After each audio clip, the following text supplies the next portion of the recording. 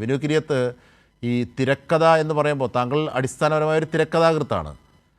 തിരക്കഥ എന്ന് പറയുമ്പോൾ ശ്രീനിവാസൻ എന്ന വ്യതിരിക്തനായ ഒരു തിരക്കഥാകൃത്ത് അതുവരെ മലയാള സിനിമയിലുണ്ടായിരുന്ന പല വിധത്തിലുമുള്ള സങ്കല്പങ്ങളെ അടിമുടി ഉടച്ചു കളഞ്ഞ ഒരു പുതിയതായി വാർത്തെടുത്ത, നമ്മുടെയൊക്കെ സിനിമാ ആസ്വാദന ഞരമ്പുകളിൽ അടിഞ്ഞുകൂടിയ ദുർമേധസ്സുകളെ അഗ്നിസ്ഫുരംഗങ്ങൾ പോലെ കത്തിച്ച് കളഞ്ഞ ഒരു മഹാപ്രതിഭയായിരുന്നു. ആ പ്രതിഭയാണ് വിടവാങ്ങുന്നത്. അത് ഒരു വല്ലാത്ത നഷ്ടം തന്നെയാണ് കേരളത്തെ സംബന്ധിച്ച്, പ്രത്യേകിച്ച് മലയാള സിനിമയെ സംബന്ധിച്ച്, അല്ലേ?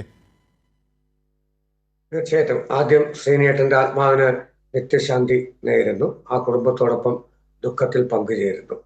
നോക്കൂ, എൻ്റെ എല്ലാം ചെറുപ്പകാലത്ത് ശ്രീനേട്ടന്റെ കോമഡി ചിത്രങ്ങൾ, ഒരുപക്ഷെ ഞങ്ങളൊക്കെ ആ പാറ്റേൺ ആണ് ഫോളോ ചെയ്തതെന്ന് തന്നെ പറയാം.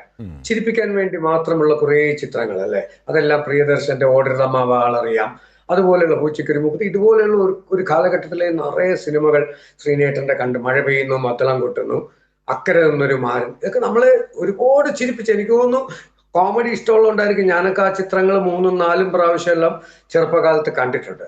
പിന്നീട് അതിൽ നിന്ന് പതുക്കെ പാറ്റേൺ മാറ്റി സത്യനന്ദിക്കാട് ശ്രീനിവാസൻ ടീം, സന്ദേശം പോലെയുള്ള ചിത്രങ്ങൾ നമ്മളെ വല്ലാണ്ട് വേറൊരു തലത്തിലേക്ക് കൊണ്ടുപോയി. അത് കഴിഞ്ഞ് കമലുമായിട്ട് കുറെ സിനിമകള്.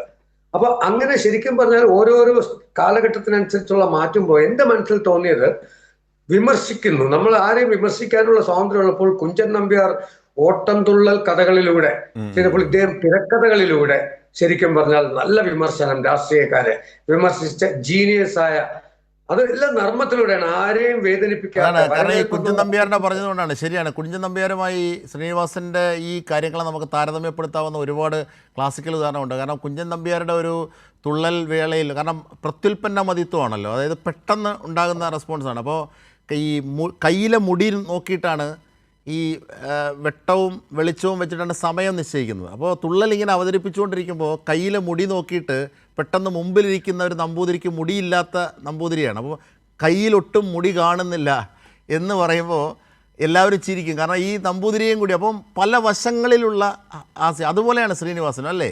അത് കുഞ്ചൻ നമ്പ്യാർ പറഞ്ഞതുകൊണ്ട് പെട്ടെന്ന് അത് കുറിക്ക് കൊള്ളുകയും ചെയ്യും, ആരെയും വേദനിപ്പിക്കുകയും ഇല്ല എന്നുള്ളതാണ് ഏറ്റവും രസകരമായിട്ടുള്ള ഒരു കാര്യം. പിന്നെ അതുപോലെ തന്നെ അദ്ദേഹത്തിന്റെ എനിക്ക് ഏറ്റവും ഇഷ്ടപ്പെട്ടത്, സ്വയം വിമർശിച്ചുകൊണ്ട് തന്റെ ശരീരഭാഷയെ, തന്റെ നിറത്തെ, തന്റെ പൊക്കത്തിനെ എല്ലാം സ്വയം കളിയാക്കിക്കൊണ്ട് അദ്ദേഹം എഴുതുമ്പോ എത്രയോ പേർക്കത് ആശ്വാസമാണെന്ന് നമ്മളൊന്ന് ചിന്തിച്ചു നോക്കി. പൊക്കമില്ലാത്തവർക്ക്, നിറം കുറഞ്ഞവർക്ക്, ഇല്ലേ, വടക്ക് നോക്കി യന്ത്രത്തിലും ഈ മറ്റേ ഇതിനകത്തൊക്കെ നമുക്ക് തലയണ മന്ത്രത്തിലും ഒക്കെ നമുക്കത് വല്ലാണ്ട് ഫീൽ ചെയ്യും. കാരണം തന്റെ കുറവുകൾ അതൊരു കുറവല്ല എന്ന് മറ്റുള്ളവരെയും കൂടെ ബോധിപ്പിക്കുന്ന തിരക്കഥ എഴുതുന്ന ഒരു വലിയ കലാകാരൻ. മാട്ടുപ്പെട്ടി മച്ചാനിൽ താങ്കളും ഈ കുബേര പ്രഭു, ഇങ്ങനെ രണ്ടുപേരുടെ കാര്യങ്ങൾ ഉള്ള ആ തിരക്കഥ താങ്കളുടേതായിരുന്നു, വിനു കിരിയത്തിൻ്റെതായിരുന്നു. അപ്പോൾ അതൊക്കെ ഈ ശ്രീനിവാസൻ പ്രചോദനം ഉണ്ടായിട്ടുണ്ടോ അത്തരം? അതെ, അത് അല്ലല്ല, അങ്ങനെയല്ല. അതിപ്പോ ഞാൻ നിർമ്മിച്ച പടമാണ്, കഥ എന്റെ ആയിരുന്നു. അപ്പൊ തീർച്ചയായിട്ടും എന്നെ സംബന്ധിച്ചോളം ശ്രീനേട്ടന്റെ ഇൻസ്പിറേഷൻ കൊണ്ട് നമുക്ക് തീർച്ചയായിട്ടും ഇവരൊക്കെ ഞാൻ പറഞ്ഞല്ലോ, നമ്മുടെ ചെറുപ്പകാലത്ത് നമ്മളെ വല്ലാണ്ട് ഇൻസ്പയർ ചെയ്തിട്ടുണ്ട്. ഞാൻ ശരിക്കും പറഞ്ഞാൽ ശ്രീനേട്ടനെ ഞാൻ പരിചയപ്പെടുന്നത് മദ്രാസിൽ ഈരാളി ഫ്ലാറ്റ് എന്ന് പറയും. എല്ലാ സിനിമാക്കാരും പോയാൽ താമസിക്കുന്ന അവിടെയാണ്. ഈരാളി നിർമ്മാതാവ് ഈരാളിയുടെ ഒരു ഫ്ലാറ്റ്. അവിടെ ഒരു പ്രത്യേകത വെച്ചാൽ കേരള ഫുഡ് കിട്ടും. അപ്പൊ ശ്രീനേട്ടൻ എപ്പോഴും ഈ ഫുഡിനൊക്കെ നല്ല മിതത്വം പാലിക്കുന്ന, തനി മീൻകറിയൊക്കെ കൂട്ടി കഴിക്കുന്ന ഒരാളാണ്. അപ്പൊ ഞങ്ങൾക്കും അവിടെ നേരത്തെ ഈരാളിയെടുത്ത് പറയും, ഞങ്ങൾക്ക് റൂം വേണം, കിട്ടാൻ വലിയ പാടാ. അപ്പൊ ഞങ്ങൾ വൈകുന്നേരങ്ങളിൽ ഒരുമിച്ചിരിക്കുകയും സ്വറ പറഞ്ഞിരിക്കുമ്പോ തമാശ പറയും.